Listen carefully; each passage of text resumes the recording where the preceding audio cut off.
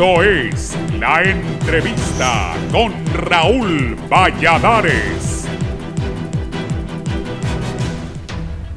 Cuando en marzo Argentina celebra el Día del Comportamiento Humano en pro de las reglas que ayuden a vivir en armonía, progreso, bienestar y respeto en beneficio del bien social, la clase política en Honduras levanta en incertidumbre los andamios de la estructura jurídica que dará confianza y transparencia al proceso electoral de noviembre del 2021. En enero del 2019, luego del callejón sin salida para el más del centenar de recomendaciones que aportó la mediación del diálogo de las Naciones Unidas con varias fuerzas políticas del país, el Congreso Nacional, por mayoría de votos, intervino el Registro Nacional de las Personas, cuyos comisionados nombró en septiembre en propiedad. También la Cámara Legislativa dio vida al Consejo Nacional Electoral, al Tribunal de Justicia Electoral e integró una comisión legislativa con liberales, libres y nacionalistas.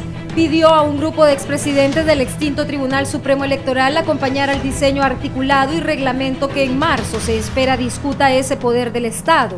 Antes aprobó la Ley de la Unidad de Política Limpia que se estrenó para las elecciones de noviembre del 2017, cuya eficacia en la transparencia del financiamiento de las campañas electorales sigue en deuda con el país. A inicios del 2020, el presidente del Legislativo, Mauricio Oliva, enunció también que las reformas electorales más profundas ya se habían efectuado y son los que crearon el Consejo Nacional Electoral y el Tribunal de Justicia Electoral en sustitución del Tribunal Supremo Electoral.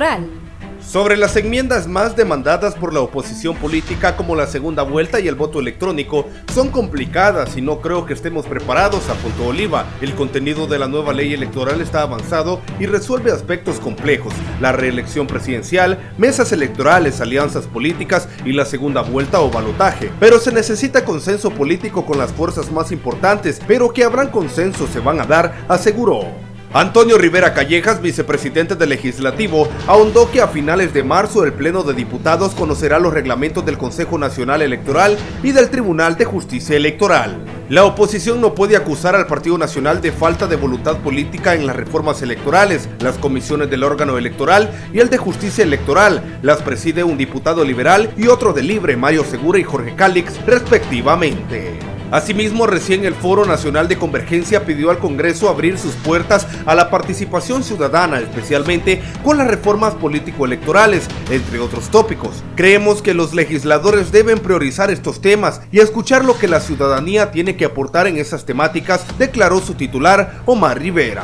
La reforma político-electoral en Honduras ha avanzado a paso lento y tortuoso. Se deriva de la necesidad de la sociedad de poner fin a uno de los capítulos más difíciles de su historia moderna, abierto hace más de 10 años y complicado después de 3 procesos electorales y la reelección presidencial.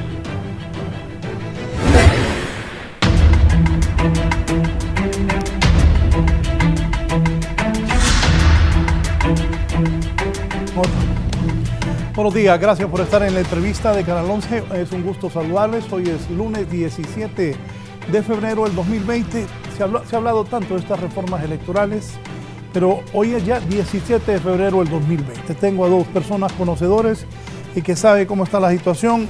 Don Luis León, que es representante de la sociedad civil. Es un gusto que estén acá. Buenos días pueblo hondureño. Qué bueno que podamos tener un espacio para platicar un poco sobre este tema, teniendo en cuenta que es como el tema toral en el cual se ha estado trabajando en los últimos meses y los cuales deberán de dar como resultado procesos electorales confiables y que nos ayuden a los hondureños a salir de esta crisis política. Don Denis Gómez, magistrado del tribunal, experto en estos temas electorales, ¿cómo está?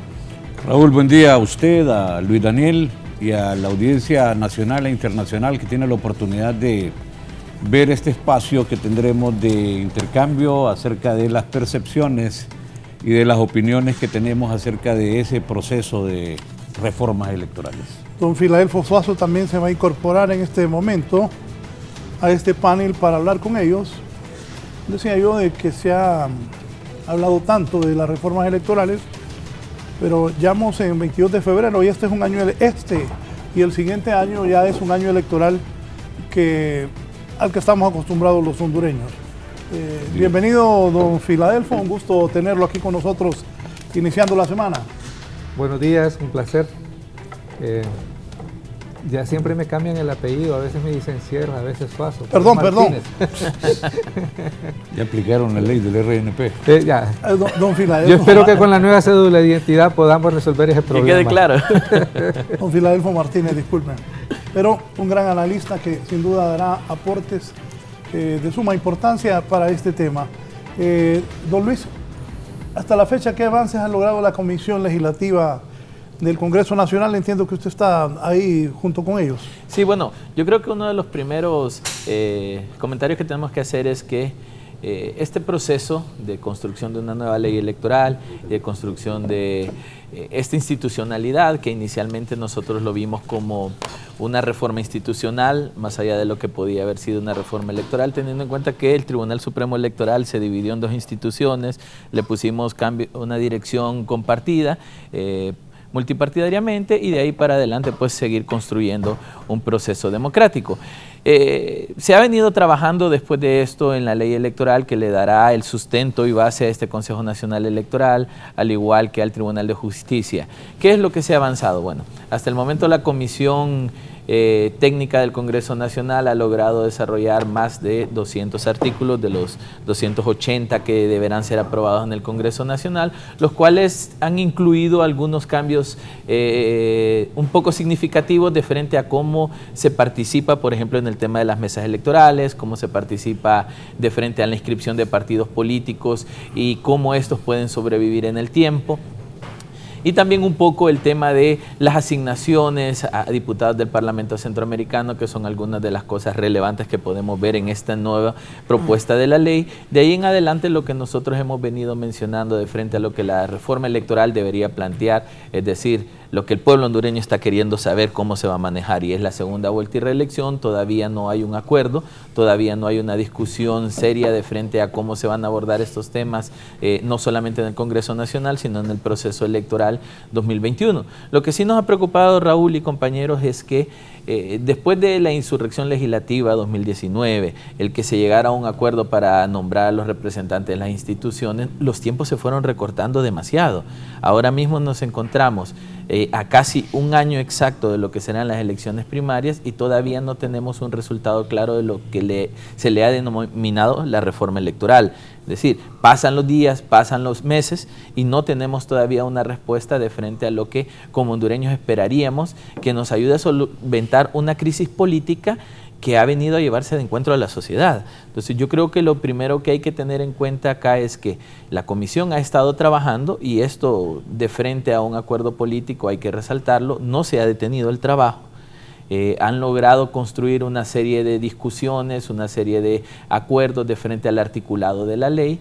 Sin embargo, no vemos todavía esa cereza del pastel de frente al proceso electoral, y yo creo que aquí debemos plantear dos cosas. Uno es, siento que todo esto se está girando alrededor de las próximas elecciones 2021 y no alrededor de la democracia del país. Es decir, estamos pensando llegar a primarias 2021, a generales 2021, y de ahí como que se acabó todo.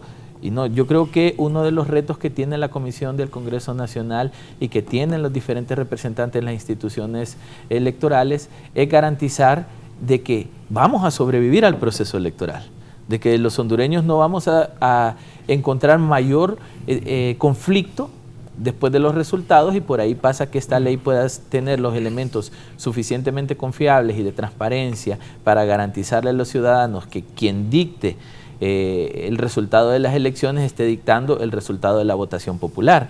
Fuera de eso, el qué queda después de esto, y eso es una de las cosas que nos preocupa. La ley electoral que se ha estado trabajando la vemos orientada a llegar a un proceso electoral, pero no a crear institucionalidad. Y esa es una de las debilidades que podemos tener a futuro en el sistema democrático. ¿Cómo llegar al proceso electoral pero no crear? Sí, es decir, los esfuerzos se han orientado a garantizar que las elecciones 2021 se ejecuten. O sea, no es algo hacia futuro, como decir, ya esto va a quedar para muchos años en procesos electorales del país. Y esa es la problemática que vemos, porque al final, si vamos a crear una ley que solo nos va a servir para las elecciones generales y primarias 2021 y después vamos a tener que entrar a procesos de reforma, básicamente no estamos construyendo un andamiaje sólido democrático. Es decir, no podemos centrar nuestros esfuerzos en la lucha por salir de este conflicto político a través de elecciones generales si no tenemos una creación institucional. Es decir, no podemos centrar nuestra vista solamente en las elecciones 2021. Es decir, ¿qué va a ganar Honduras de esta ley? Vamos a construir instituciones sólidas, vamos a construir instituciones creíbles, confiables, más allá de esos que puedan manejar todo un proceso electoral de tal manera que los hondureños creamos en que quienes están ejecutando los procesos electorales lo están haciendo de manera efectiva. Entonces yo creo que el reto de la comisión, más allá de los 200 artículos construidos, del consenso que han logrado tener hasta la fecha, que dicho sea de paso hay que resaltarse porque es muy difícil que 3 fuerzas políticas fuertes se pongan de acuerdo para avanzar de esta manera, es el hecho de que hay que crear institucionalidad y estas leyes deben garantizar que estas instituciones tienen suficientemente capacidad de garantizar la democracia del país. Sí, ¿qué piensa usted, don Denis? Bueno, número uno, que la ley no es la panacea del sistema electoral hondureño, ¿verdad? De la democracia hondureña. Nosotros vivimos en una democracia eminentemente electoral y en ese aspecto Luis Daniel ha hecho en su alusión, al tema de que de momento quizás lo inmediato es ver cómo creamos las condiciones para las elecciones que vienen en el camino. Yo tengo más bien pienso que él dijo. ¿Perdón? Más bien pienso que él dijo que solo está viendo eso. Por eso es lo inmediato, no el tema de la institucionalidad. Porque aquí aparece otro detalle, cuando digo sobre la ley es porque, y la voluntad política, ¿cómo se construye? Es mi pregunta. Porque Raúl, si estas nuevas leyes, mi pregunta es si van a respetar que el voto sea equitativo, para empezar.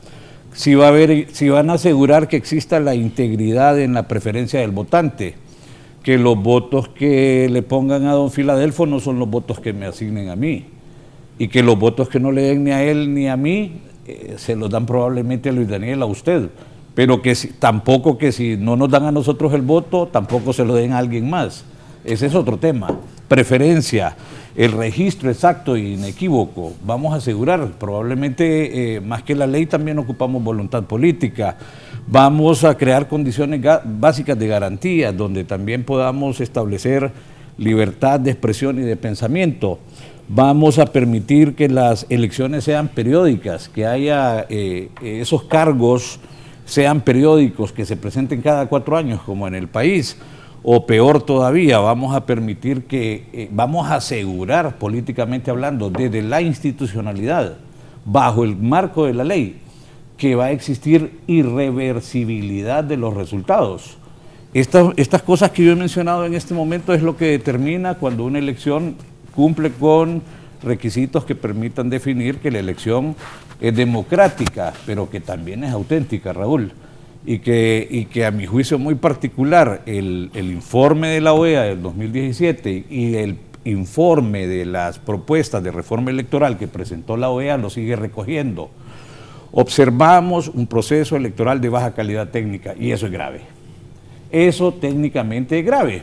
Sí. Por supuesto que aquí, volviendo al tema de Luis Daniel, entonces claro, como solo estamos viendo cómo vamos a solventar ese inmediato, ese corto plazo de lo que viene, la interna, primaria y la general, entonces lo técnico no importa. Porque entonces prima lo político, porque todavía, y hablábamos antes de iniciar el programa con Luis Daniel, porque hay un pensamiento que democracia es solamente ir a elecciones. Entonces por eso le llamamos democracia electoral o democracia electorera. Y cuando entonces tenemos un gran reto como país, y el reto para mi juicio particular es cómo yo le voy a dar respuesta a esa sentencia condenatoria firme del informe de la OEA, que dijo que observaron un proceso electoral de baja calidad y que las dudas del proceso no fueron completamente respondidas. Eso es algo que nos debería preocupar y yo por lo menos no he visto ese tipo de interés, menos de análisis y por supuesto menos de alguna decisión que tenga que ver más allá del estricto interés de 3 partidos que son centenarios y su derivado, longevos, y entonces creo que el error aquí al que podríamos caer es que si la ley electoral anterior era para 2 partidos políticos, vayamos a pensar que esta debe ser para 3. entendiendo que esta es un gran reto, y si no aprovechamos la oportunidad de que tengamos la ley, pero que también exista la institucionalidad que está apoyando el Instituto Holandés desde la gestión de Luis Daniel, pero que sobre todo exista un interés de los partidos políticos por vencer la incontinencia que tienen, Raúl, de respetar la ley, perdón. Y ahí sí creo que hay más que solamente el hecho de tener un nuevo texto en la Ley de Justicia Constitucional, en la Ley del Consejo Nacional Electoral, y de momento son 3 puntos suspensivos. Licenciado Filadelfo, ¿qué piensa usted de esto? Primero quiero agradecerle porque estoy aprendiendo, escuchando a los 2 colegas sobre este tema electoral. Lo primero es nuestra incapacidad para escuchar y para ver el entorno. Es decir, estamos viendo Guatemala, estamos viendo El Salvador. Y una ventaja muy importante de Honduras con relación a estos 2 países es que nosotros tenemos partidos políticos. Estaba viendo las encuestas sobre las preferencias de partidos en El Salvador. El FMLN harina realmente por el suelo. Sí. Por el suelo. Y en Guatemala no hay partidos. Como 21 años. Como 21. No, sí. Y entonces, lo que yo siempre he entendido es que para construir democracia son necesarios los partidos. Difícilmente uno puede pensar, porque es cierto, está reducido a lo electoral, pero veámoslo del otro lado, lo electoral es básico, ¿verdad? Para poder construir sociedades democráticas, sin relevo en el gobierno, ¿verdad? Sin la oportunidad de debatir, es difícil construir democracia. Entonces, es claro que necesitamos democracia, es claro que necesitamos a los partidos políticos. Y lo que yo veo es que los partidos hondureños parece que no se dan cuenta de esto. Y una cosa común en todos los partidos es un profundo desprecio a la ciudadanía. Por ejemplo, yo escucho los argumentos, por ejemplo, en contra de la ciudadanización de la mesa. Y los argumentos al final de cuentas son que no confían en el ciudadano que les dé el voto y que les pague los impuestos para poder sobrevivir. Entonces, aquí hay una contradicción enorme, porque se supone que los partidos se nutren, representan a diferentes partes de la ciudadanía, al final de cuentas. Pero cuando vemos a partidos que no reconocen la importancia que tiene la ciudadanía, y yo diría es más, únicamente interesados en ganar elecciones, ¿ya? Y que no saben qué van a hacer una vez que ganan las elecciones. Esto está muy claro ahora. Venía conduciendo, y el tema es la crisis en la ENE. Un partido político que tiene 10 años el gobierno y ha sido incapaz de ofrecernos soluciones permanentes a un problema que es clave para toda la ciudadanía, para el desarrollo del país. O sea, la democracia es un asunto serio, impacta en la vida de nosotros, y tenemos entonces, es interesante, dicen que los partidos no se ponen de acuerdo en segunda vuelta, no se ponen de acuerdo en reelección presidencial, pero sí se ponen de acuerdo en repartirse las chambas en el registro nacional de las personas. Entonces, ¿qué es lo que nos dice eso? Que su visión sobre los procesos electorales es una visión que entonces de cuotas, una visión al final de cuentas patrimonialista. Aquí hay unos fondos, aquí hay unos recursos públicos a los que yo puedo acceder a través de los partidos. Y vea usted, entonces, que la gran amenaza para mí es que ahora ya estamos superando la decena de partidos políticos legalmente inscritos, ¿verdad? Y cuando uno ve los nuevos partidos, uno se da cuenta de que estos no constituyen una amenaza a los 3 partidos denominados grandes, pero eventualmente puede surgir, como en El Salvador, un Bukele que les come el mandado y que nos lleve a una situación cargada de populismo y de inestabilidad política mucho mayor que la que ahora tenemos.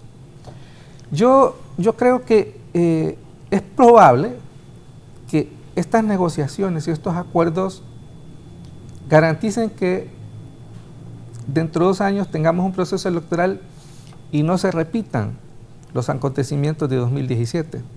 Pero yo no estoy seguro si eso va a durar para las próximas elecciones.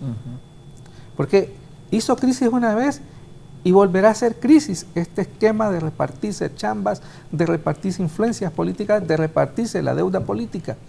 Y entonces yo digo que ¿dónde es que están parados los partidos políticos? Incapaces de ver siquiera 4 años adelante en la historia.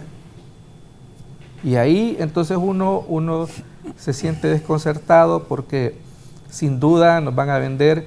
Es impresionante, pero la nueva cédula de identidad es un proyecto necesario del país, pero está siendo implementado en función de los intereses partidarios y no en función de la seguridad nacional. Y la necesidad del país. Y las necesidades del país. Entonces, pero son sordos, no quieren escuchar. Y entonces van a ser responsables de una futura crisis política. Ellos, y solamente ellos van a ser los responsables de eso. Y deberíamos decírselos así. Sobre eso, no hay definición de la reelección, pues. Como los temas trascendentales para el país. Pero oiga bien, no hay definición Sí. sobre la reelección. Eso es. No se han puesto de acuerdo en eso. Y es que creo que el problema es más allá de ponerse de acuerdo. El tema reelección y segunda vuelta es un tema de reforma constitucional más allá de la ley electoral. Así es. Y no es un tema que se esté discutiendo. De hecho, se entiende en los pasillos de que se ha mencionado que el tema reelección puede aplicarse una consulta en las elecciones generales 2021 o puede intentarse hacer en las elecciones primarias 2021, pero hasta ahora no hay definición. Y esto pasa por una reforma constitucional. Entonces, al final del camino lo que tenemos es, y estoy totalmente de acuerdo con don Filadelfo, no hay una claridad de a qué le vamos a llamar democracia para adelante. Nuestra Constitución, Raúl, define que somos una democracia participativa, representativa, y los partidos políticos tienen ese rol de representar y participar de frente a la ciudadanía. Pero quitando ese elemento que la Constitución nos garantiza, toda esta reforma electoral que se está dando no nos está permitiendo tener claridad a futuro, y esa es una de nuestras preocupaciones. Y muy bien mencionaba usted, Raúl, también el tema de la voluntad. Por ejemplo, creamos un Consejo Nacional Electoral, creamos un Tribunal de Justicia Electoral, y la fecha de hoy no tienen presupuesto. Entonces, ¿cómo van a construir institucionalidad democrática de frente a procesos electorales si siquiera se les asigna el presupuesto para que puedan funcionar? Entonces uno empieza a pensar a qué se le está apostando. Denis mencionaba, el texto por sí solo no nos va a dar la solución, es quien lo aplica, cómo lo aplica y que realmente garantice la aplicabilidad. Y si no tenemos instituciones sólidas, si hoy el Tribunal de Justicia Electoral pidió 100 millones de lempiras para poder organizarse y se le dan 30, sus capacidades de trabajar van a ser limitadas. Entonces, la repartición política, y aquí todos vamos a estar de acuerdo, es clara, existe, hay un acuerdo entre 3 partidos grandes, pero fuera del acuerdo no vemos nosotros un camino futuro. Es decir, queremos llegar a las elecciones, que gane el que gane y se acabe el problema. Entonces, yo creo que tenemos que empezar a pensar, como en todos los temas del país, Raúl, en país, en realmente lo que la ciudadanía requiere, en que esta intervención al Registro Nacional, que ahora hay una comisión permanente y que tiene un proceso de construir una tarjeta de identidad en un tiempo récord, se logre. Uno, no porque debamos engañar a la gente que con la tarjeta de identidad va a tener acceso a más servicios, porque realmente no hay servicios a los que se puede acceder, sino que se garantice que el proceso electoral se va a ejecutar con las personas que realmente están en el país. Entonces yo creo que hay todo un tema en el marco de la institucionalidad, más allá de la ley, que es el tema que hay que construir, y que yo estoy totalmente de acuerdo con don Filadelfo y con Denis, en materia de que mientras no tengamos claridad a qué le llamamos democracia en Honduras, y lo hablábamos con Denis, ¿qué es democracia? ¿Un partido, 2 partidos, 100 partidos, 8 partidos? Creemos que democracia es ir a votar cada 4 años y después de eso la democracia se acaba, y los discursos después de elecciones, la democracia se fortaleció, el pueblo hondureño sale a las urnas. Entonces yo creo que hay que construir un pensamiento de país donde entendamos que democracia es igualdad para todos. ¿Cuáles son los aspectos más destacables de esa nueva ley electoral? Bueno, quiere decir esa rifa? Creo que Luis Daniel le ha hecho más o menos un dibujo, porque le reitero, Luis Daniel ha estado ahí más seguido. Yo tuve la oportunidad en la semana anterior de estar y le puedo decir que no hay una definición en algunos temas. Por ejemplo, en la mesa electoral receptora, uno de los partidos piensa de una manera, el otro de otra, y el tercero igual, en disonancia. ¿Y los pequeños están protestando porque no los quieren tomar en No, cuenta? es que el tema, sí, exacto, porque es que cuando se ha hecho el abordaje de la famosa mesa electoral receptora, Raúl, se ha dicho de que son los partidos no centenarios los que están vendiendo las credenciales, pero un mercado perfecto implica que siempre hay un comprador y hay un vendedor. Una elección 2013, yo conozco a una persona que me comentó, llegó alguien y le dijo, te ofrezco 2.000 lempiras por la credencial. Por cada credencial que tengas te doy 2.000 lempiras. Vea cómo es el tema. ¿Y de qué partido era? ¿Era de uno de los partidos de él? No, era de uno de los partidos centenarios. Estos que han hecho, a través sobre todo de sus asesores técnicos, empezaron a hacer asomos de proyecciones de lo que iba a ser la ley. Entonces, queremos hacer más transparente el proceso electoral hondureño y vamos a quitarle, a la mesa solo van a ir los partidos centenarios y sus derivados. Oiga bien, Sí. pero el proceso electoral hondureño se compone de elecciones primarias e internas, pero también se compone de elecciones generales. Y mire por dónde voy. Y las elecciones primarias e internas, las personas que están en la mesa, así como nosotros, tienen credenciales. Hay credenciales. Y las credenciales siguen siendo en blanco. No es cierto que en el 2017 existió un partido político que le puso nombre y apellido a la credencial. No es cierto, pero así se vendió. Así se vendió. Y entonces, en las elecciones primarias, también esos partidos políticos compran y venden entre sus mismos movimientos. Pero lo que dice el licenciado Filadelfo, los partidos no confían en la gente que paga impuestos. No, por eso, porque hay, mire, en relación a lo que decía don Filadelfo, yo hago memoria del recordado y ya extrañado Gaspar Vallecillo. Gaspar decía así, el doctor Gaspar decía, bueno, es que tenemos una zognosia política. Y yo me tomé el punto y le dije, doctor, le voy a poner 3 puntos suspensivos, pero también tenemos una nosognosia política y electoral. Y la nosognosia es no darme cuenta del mal que padezco, del mal visible que padezco. Entonces, usted ha dicho muy bien, hay una incapacidad para hacer lecturas. No se quiere hacer una lectura, no se quiere entrar en esa posición dialéctica para buscar un resumen adecuado del tema, sino que simple y sencillamente es, bueno, si la ley electoral y de organizaciones políticas antes, yo no sé, Luis Daniel, si vos alcanzaste, creo que don Filadelfo sí, que decían, esta ley es para 2 partidos políticos, fue escrita para 2 partidos políticos. Entonces, el problema que podemos tener hoy es que estén buscando que la ley sea para 3 partidos políticos.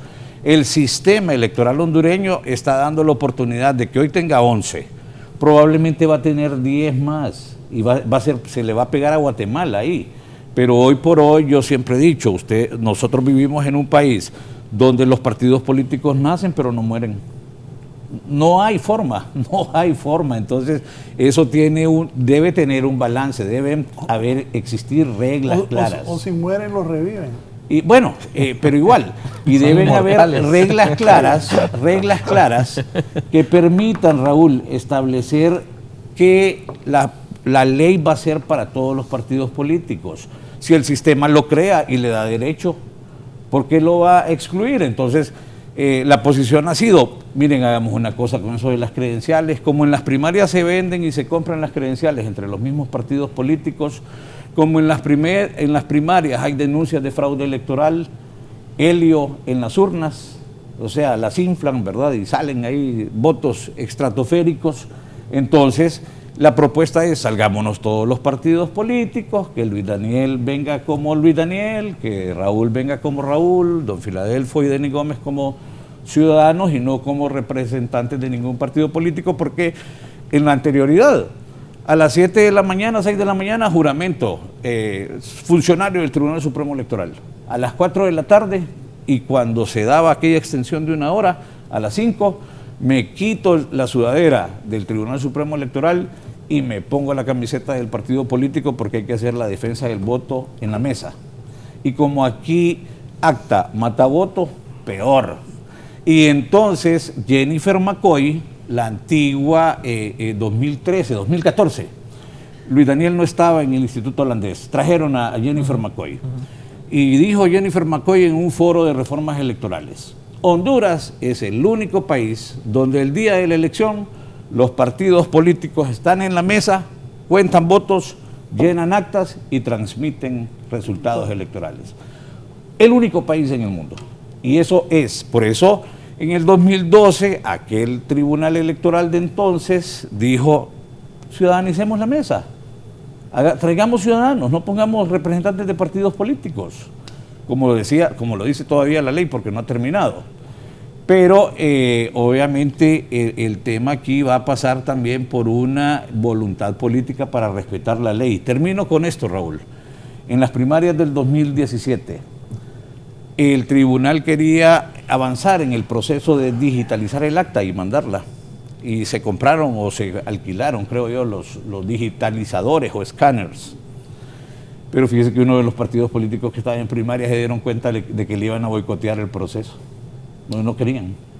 Entonces, con esas regulaciones que los partidos políticos sean juez y parte, entonces la propuesta es: salgámonos todos de la mesa, traigamos personas y que los partidos políticos nombren fiscales, que estén ahí viendo el proceso, que estén dirimiendo el conteo de los votos.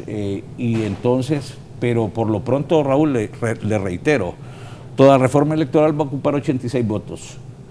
Sea lógica o no sea lógica, sea clara o no sea clara. Y yo tengo una preocupación muy particular, y de eso no se está hablando. ¿Quién me va a decir a mí que vamos a asegurar que no vamos a tener una declaración de presidente inmediatamente cerrado el proceso electoral, en una hora, y respetando el término de la transmisión de resultados electorales preliminares? ¿Y quién me va a asegurar que no se van a tardar 9 horas después y que a las 2 de la mañana, como en el 2017, vaya a suceder eso, cuando la ley dice que cerrado el proceso electoral, la transmisión de resultados electorales preliminares se daba 2 horas después? ¿Qué piensa usted de eso? Que los partidos decidan cambiar a los representantes de la mesa no va a ser fácil. Sí. No, y siendo pragmáticos, lo primero es que, como muy bien decía Luis, son los plazos, es decir, estamos a las puertas, bueno, ya estamos en proceso electoral, ¿verdad? Lo primero que tenemos que tener claro es que ya hay una campaña electoral. Sí. El otro día fui a Cihuatepeque y ahí por Comayagua hay una valla impresionante donde firma el presidente del Congreso. Y, oiga, eso es campaña electoral, con nuestros recursos. Y entonces uno se pregunta, ¿y esa tal comisión de política limpia, dónde está? ¿Y dónde están los...? Porque yo pensé, Raúl, que procuro no dar entrevistas porque me preguntan sobre este tema. ¿Y quiénes son los candidatos? Porque eso, a mi juicio, es hacerle juego a quienes decidieron que la campaña política comienza fuera de los plazos que dictamina la actual ley y en contra de lo que dice la ley. Entonces, obviamente no tenemos autoridad electoral, obviamente va a ser difícil porque si esos 86 votos ahí están en el Congreso y van a salir, y la opinión suya, Raúl, la de Denis, no va a contar, así de sencillo, no va a contar. Cuando usted preguntó, pero ¿cuáles son las novedades? Y yo estaba escuchando a Luis, que yo casi me tiro una carcajada. Están discutiendo cómo mejorar esto de la participación en el Parlamento Centroamericano. Esas son las grandes discusiones.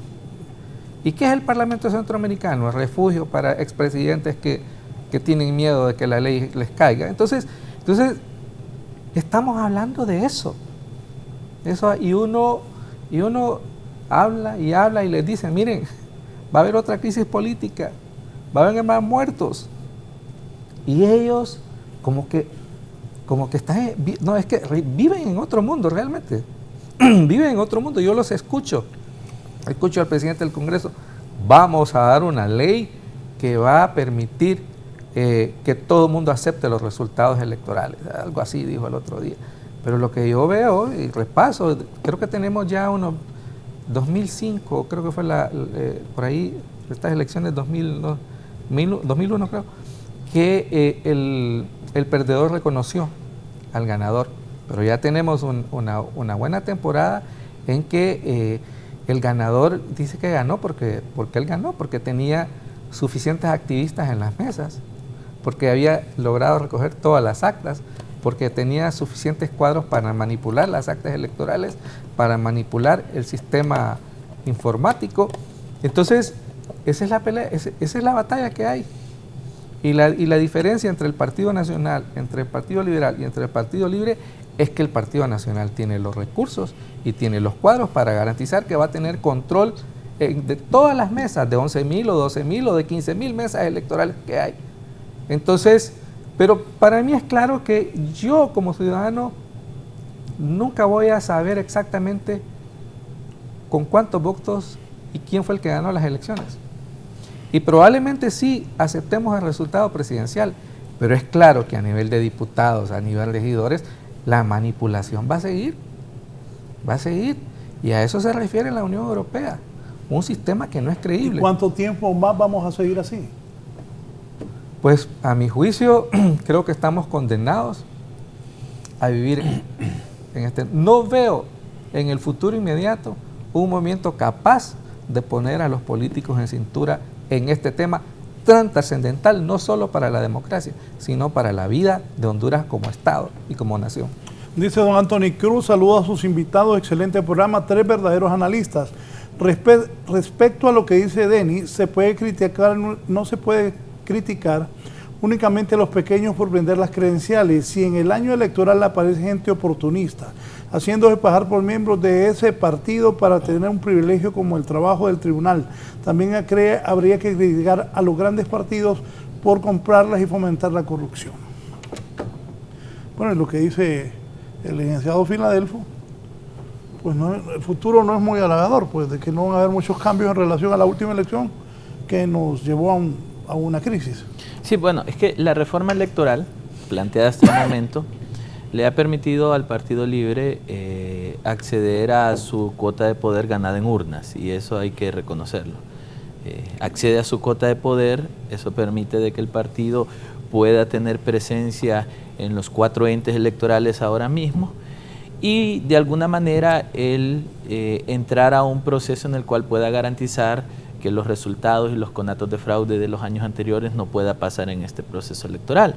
Entonces, si nosotros lo vemos desde el lado del análisis del Partido Libre, es un análisis institucional correcto. Ellos dicen necesitamos garantizar que nuestras elecciones no son amañadas o no recibimos fraude, etcétera. Ahora, la preocupación que tenemos, y yo creo que es una preocupación estandarizada, es que, bueno, en Honduras estamos, y don Filadelfo lo dijo, estamos en proceso electoral desde que el presidente fue declarado electo. Entonces no hemos parado el activismo político y las campañas políticas desde ese entonces. Venimos hace 2 años, casi 3, hablando de quién va a ser el candidato, que cómo unificamos partidos, que cómo hacemos reformas electorales, y hemos dejado fuera temas trascendentales para el país que nos tienen sumidos en crisis. Ahora, a futuro, la preocupación es que toda esta estructura legal que se está organizando no se vaya a traducir en un fortalecimiento del país. Sobre algo que él decía, que decía el licenciado Filadelfo, de verdad que lo que más he escuchado que quieren destacar es algo sobre el Parlamento Centroamericano. Han hecho 3 cambios que los han mencionado Raúl y compañeros. Pero de verdad que, como dice el licenciado Filadelfo, y el Parlamento Centroamericano. Sí, mire, uno ha sido lo de las mesas que Denis ha mencionado, el que las mesas sean representadas por los 3 partidos grandes y que todos los demás partidos solamente tengan posición de veeduría alterna en las diferentes mesas. Segundo es el tema de la cuota, partido que no llegue a la cuota mínima deberá ser cancelado como partido, y si fue un partido que se inscribió para este proceso electoral, en la reforma se está planteando entonces que no se le dará la personería a menos que cumpla la cuota, diciendo te inscribís con 65.000 pero tenés 3.000 votos, y en el marco de eso pues se ha planteado también en la comisión que el voto ahora tiene un valor, no una distribución porcentual, es decir, ya la deuda política no la distribuimos por masa, sino por valor del voto. Otra cosa, una pregunta ahí.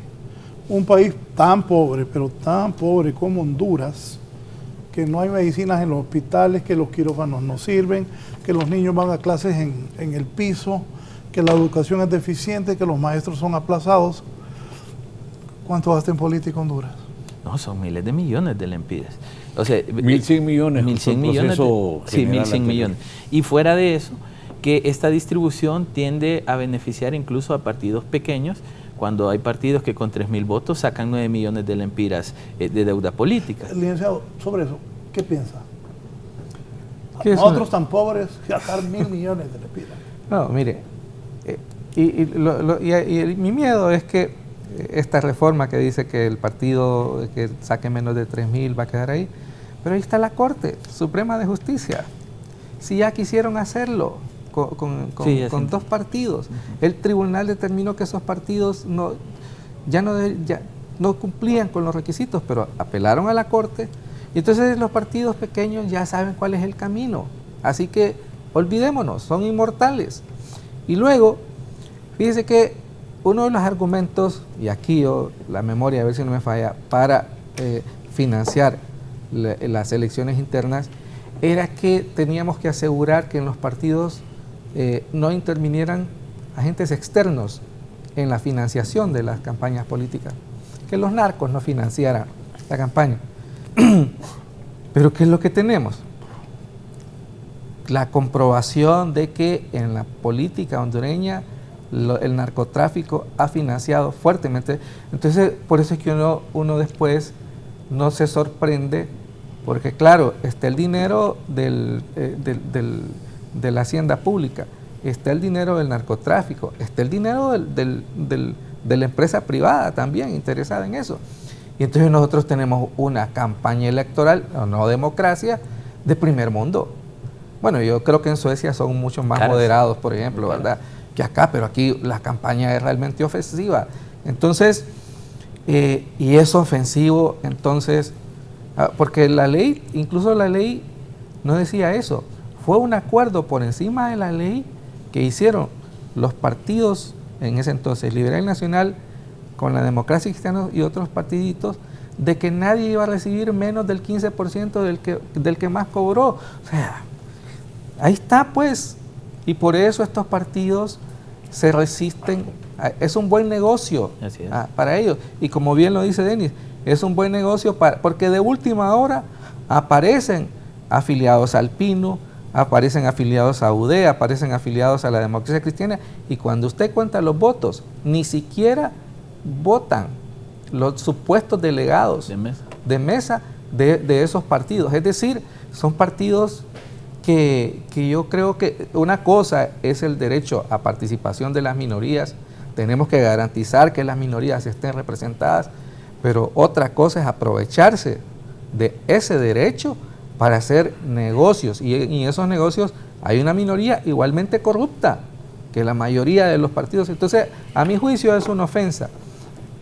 Es una ofensa que a partidos que no se merecen les demos 9 millones, pero igualmente ofensivos que a los otros les demos arriba de 100 millones, o que les demos 50 millones para campañas electorales y que después no nos den cuentas. Sí, y eso ¿dónde va a parar ese dinero? Otro punto.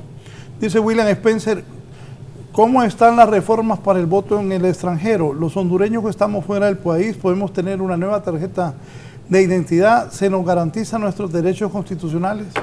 Se discutió, Raúl, el tema del voto en el extranjero. Sin embargo, la Comisión del Congreso determinó no ampliar más de lo que ya se hace, teniendo en cuenta que no solo hay hondureños en Estados Unidos, hay hondureños en España, hay hondureños en varias partes del mundo, lo que significaba que si aumentaba Honduras la capacidad de votación en Estados Unidos, debería ampliarlo a otras partes del mundo donde hay hondureños, porque si no se convierte en excluyente desde la perspectiva de la Comisión. Entonces decidieron que ni siquiera iban a ampliar mayor cantidad de urnas en Estados Unidos, sino que se iba a manejar a través de los consulados existentes. El tema de la tarjeta de identidad, sí, puede haber un registro en el extranjero para su nueva tarjeta de identidad, pero entiendo que eventualmente deberá venir a Honduras para hacerlo oficialmente, teniendo en cuenta que el proceso está diseñado para registrar 6.6 millones de hondureños aquí en Honduras.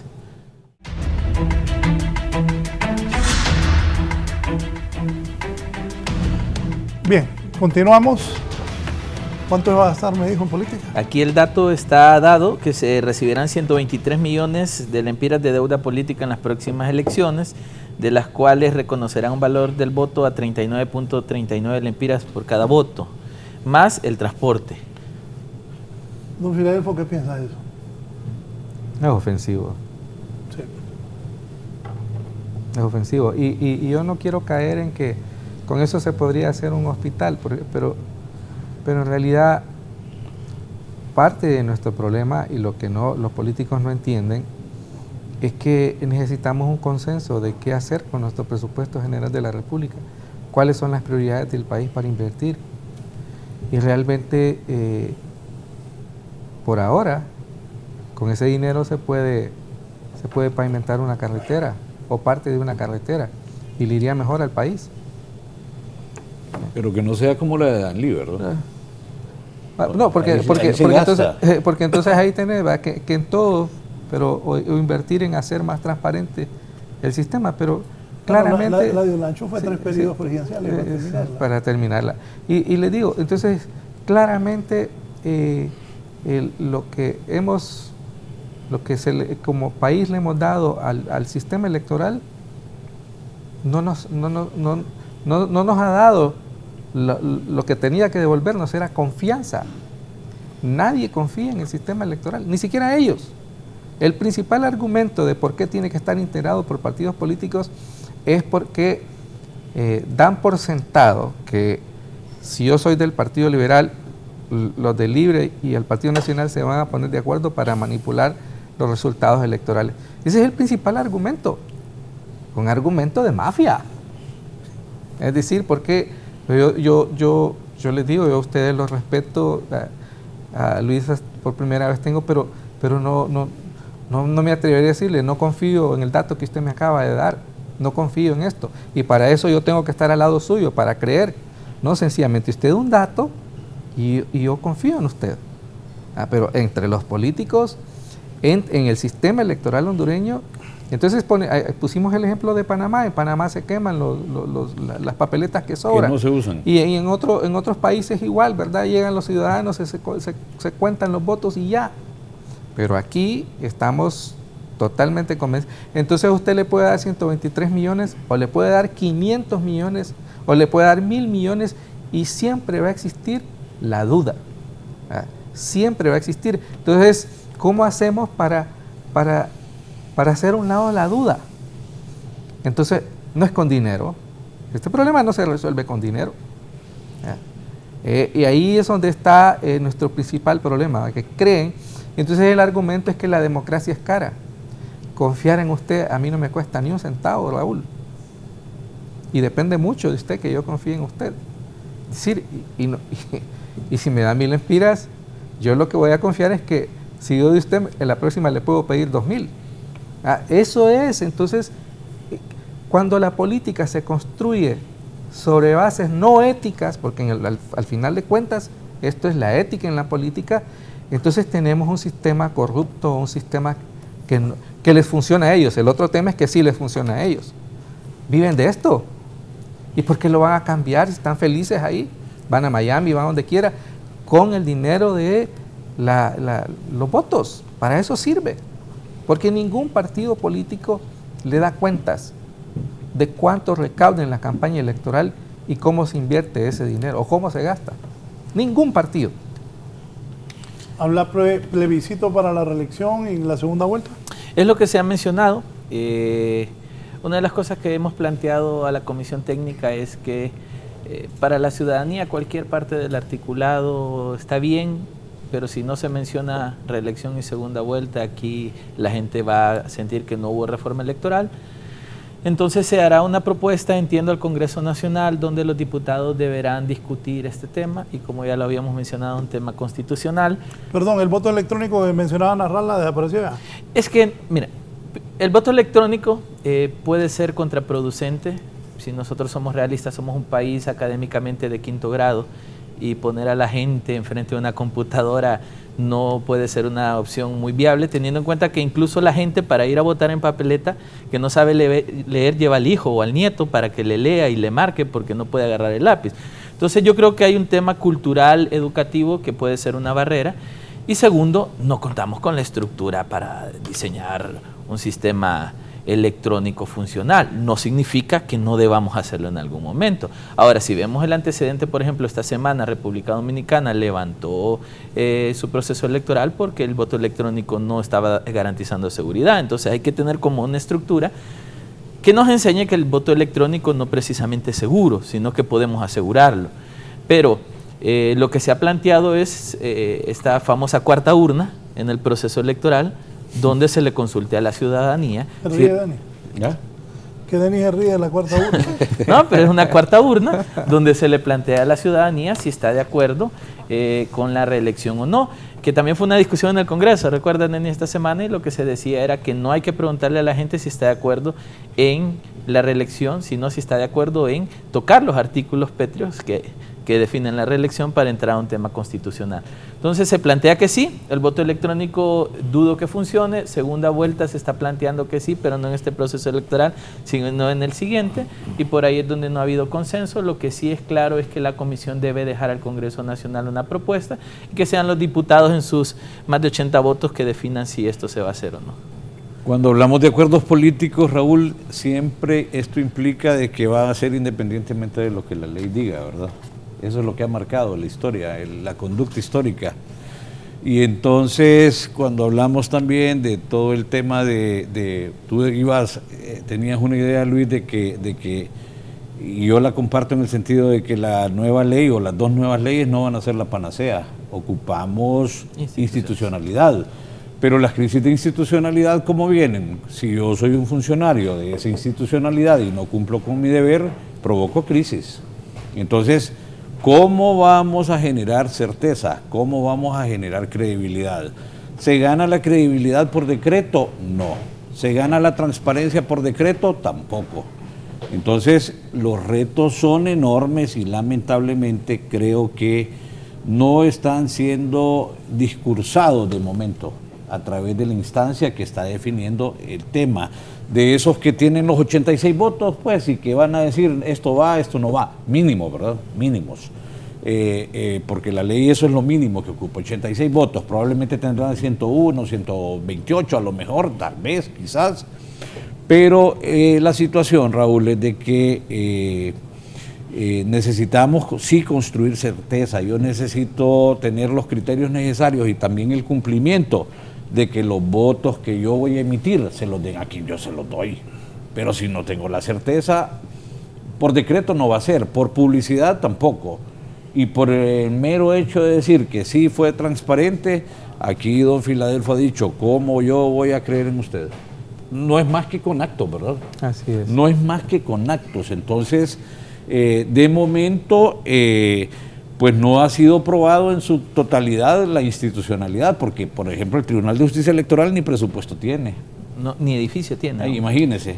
Están Entonces, en y el prestado. Consejo Nacional Electoral, pues yo le diría, usted fue futbolista, yo me acuerdo, Raúl, que usted fue futbolista y nosotros teníamos, yo también fui futbolista y probablemente fuimos, y allá teníamos un dicho, el jugador piernas blancas, malo, pues, entonces con solo usted avisora y puede decir, vamos a tener complicaciones. Si no hay una regulación también desde los funcionarios públicos, desde una decisión política para cumplir con la ley y para asegurar que el cumplimiento de la ley nos lleve a una mayor tranquilidad del proceso y, como decía de repente la nota introductoria, a buscar la armonía que se ha perdido, entonces vamos a perder ese reto y vamos, yo no creo yo que vayamos a soportar una segunda crisis en el país. ¿Por qué? Porque el daño lo hacemos desde los partidos políticos. Pero fíjese que las encuestas han dicho que de 4 a 5 hondureños de cada 10, en los últimos años, no ahorita, en los últimos años, no se sienten representados ni tienen ningún nivel de identificación con los partidos políticos. Bueno, la última que vi, el 43% de los hondureños no sabe por quién va a votar, ni le interesa. Eso implica una desafección por el tema de democracia de partidos políticos, como decía don Filadelfo. Pero si usted va a Ecuador, en Ecuador le hablan de otro tipo de democracia también, de una democracia participativa. Sobre el tema del plebiscito, referendo, a mí lo único que me preocupa es que si usted va a revisar la parte conceptual del tema, mecanismos de democracia directa, y en mecanismos de democracia directa los que están en la mesa son ciudadanos. En mecanismos de democracia directa no hay partidos políticos. Y entonces aquí estamos contaminando el hecho con el tema de que, bueno, hagámoslo en una elección primaria o hagámoslo en una elección general. ¿Y quiénes son los que van a estar ahí? Ciudadanos o ciudadanos representando al partido político. Entonces, desde ahí hay un principio de contaminación del concepto técnico, Raúl, no del concepto político. Raúl, tal vez yo quisiera acotar ahí, Denis, algo que los dos mencionaron. El pueblo hondureño, en su generalidad, ya no confía en los partidos políticos, y son los partidos políticos empujando los procesos democráticos electorales. Pero hay un dato que yo quiero compartir de frente a esto. En las elecciones 2017, el 61% del padrón electoral eran jóvenes entre 18 y 35 años de edad, de los cuales solamente el 11% votó. Es decir, el otro 40% del padrón electoral fue que sí votó, que es ese voto duro, ese voto histórico, ese voto viejo, y que representó el asignar la presidencia con un 33% de él.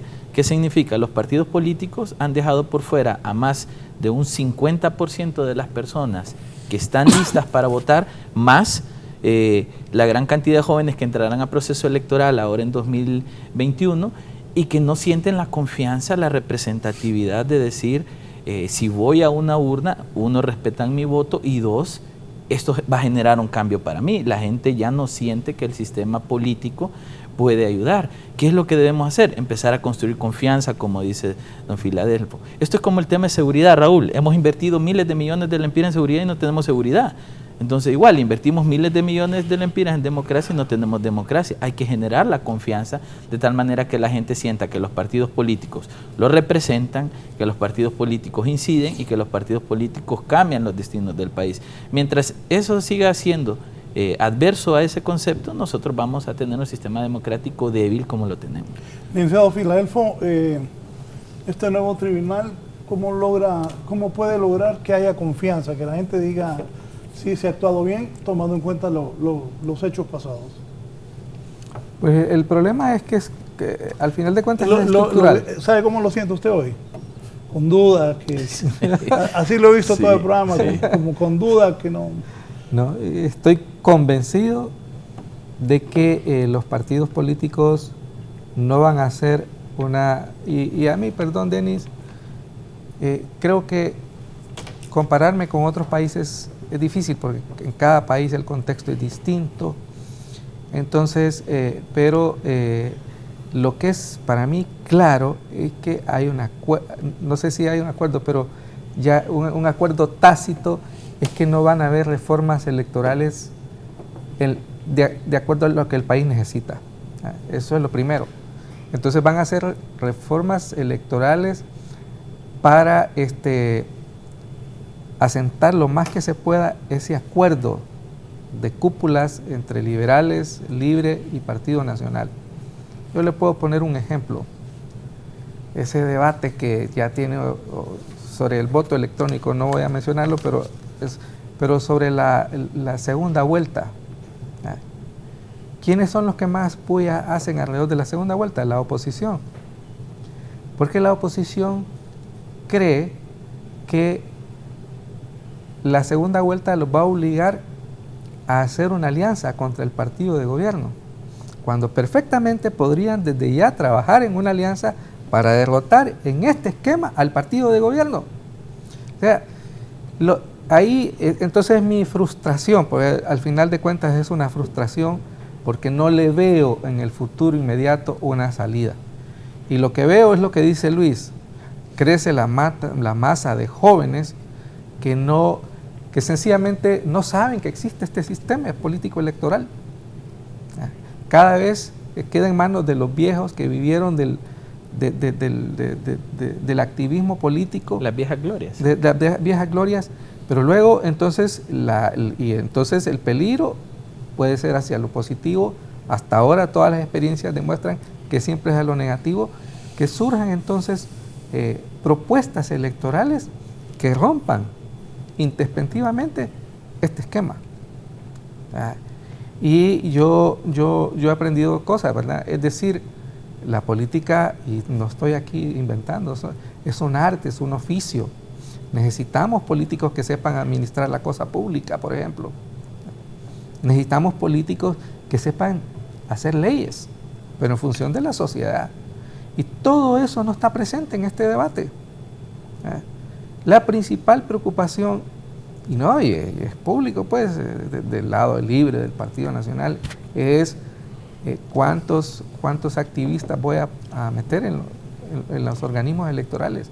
Y los activistas dicen, tengo derecho, me lo gané en las calles, en gaseadas y todo lo demás. Entonces uno dice, es el derecho de él, pero el derecho de todos nosotros a tener un país. Y el gran problema es que incendios forestales, el gorgojo, crisis energética, seguridad, todos estos problemas no se resuelven sin consenso político. Y esta gente no tendrá temor que todo esto termine en acciones sociales como las de Chile, Ecuador, Bolivia. Evidentemente no tienen miedo. Para mí es evidente. Por eso les digo, son incapaces de ver lo que pasa. No, Chile está muy lejos, en Guatemala y en El Salvador. Incapaces de ver eso. No, incapaces de ponerse en 2017. Estaban asustados en 2017, porque la cosa se les fue de las manos. Y si no es por los militares, por favor, ¿verdad? Y entonces, ¿cuánto van a aguantar los policías y los militares para echarle gas a la gente? Porque son seres humanos también, son hondureños.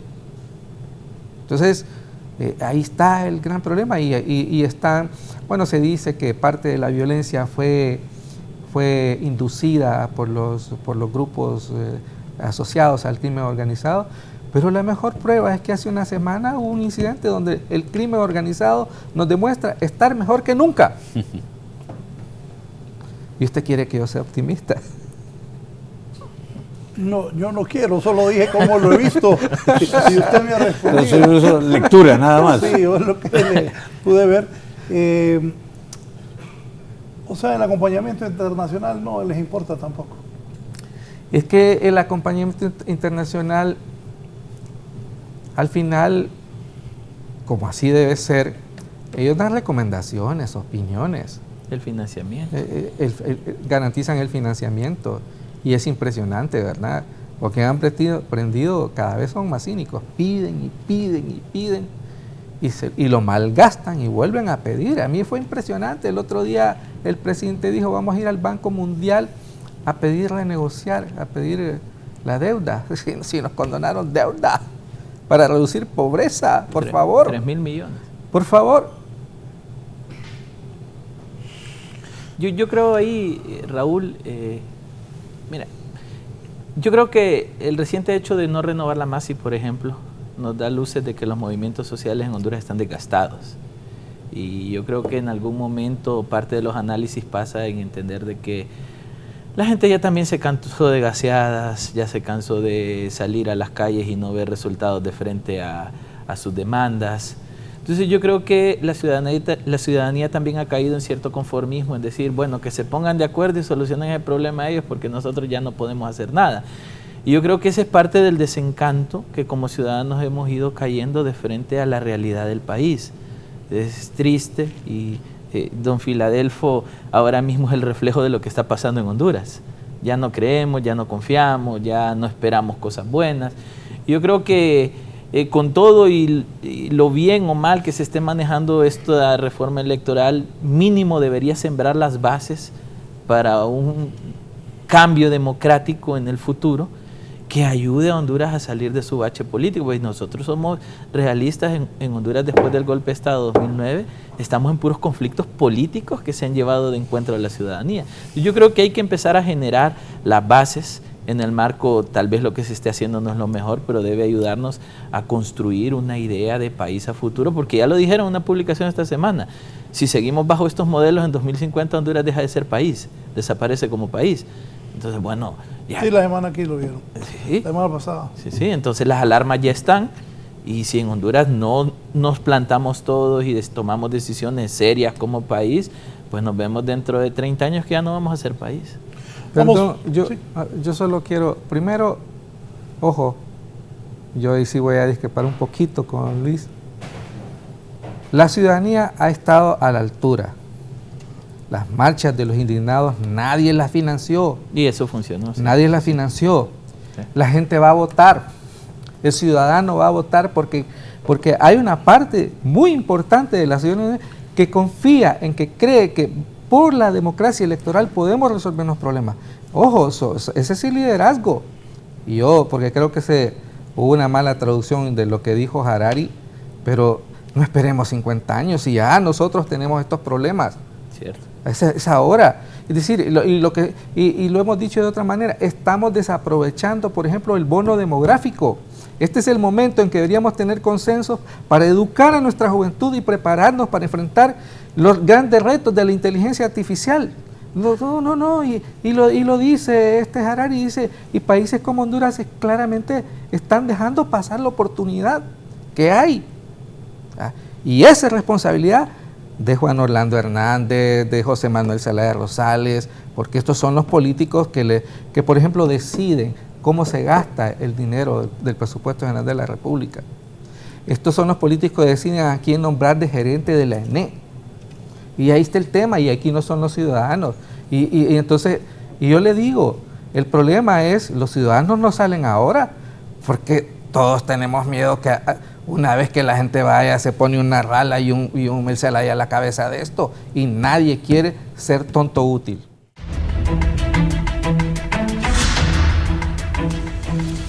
Bien, vamos a la parte final. Licenciado Luis León, gracias por estar aquí con nosotros iniciando la semana. ¿Cuáles son las conclusiones? ¿Futuro? ¿Cómo va a quedar esto de las reformas electorales? Bueno, su visión. Bueno, y de acuerdo a lo que usted tiene, el diálogo ahí cercano con los diputados. Bueno, lo primero es que al mes de marzo habrá ya un acuerdo final de lo que se ha llamado reforma electoral. Nosotros hemos sido claros y estamos muy entendidos de que este es un acuerdo político y al final ellos tomarán las decisiones y los consensos de lo que se iba y lo que no se iba a hacer. Nosotros lo que hemos tratado es apoyar de tal manera encauzarlo de que lo que se inicie se termine, pensando que esta puede ser una oportunidad a futuro de poder tener algunas cosas adicionales en casi 40 años de un sistema que no funcionó no por marco normativo, sino por aplicación de este. ¿Qué es lo que esperamos? Que se apruebe en el Congreso Nacional. De hecho, considero que la aprobación va a ser rápida porque las comisiones ya están integradas para ir preaprobando todo el consenso y que realmente pueda haber una discusión seria en materia de reelección y segunda vuelta, que yo creo que al final es lo que la ciudadanía va a preguntar. No va a preguntar por los 280 artículos, va a preguntar por reelección y segunda vuelta, y es un tema que el Congreso Nacional debe solventar.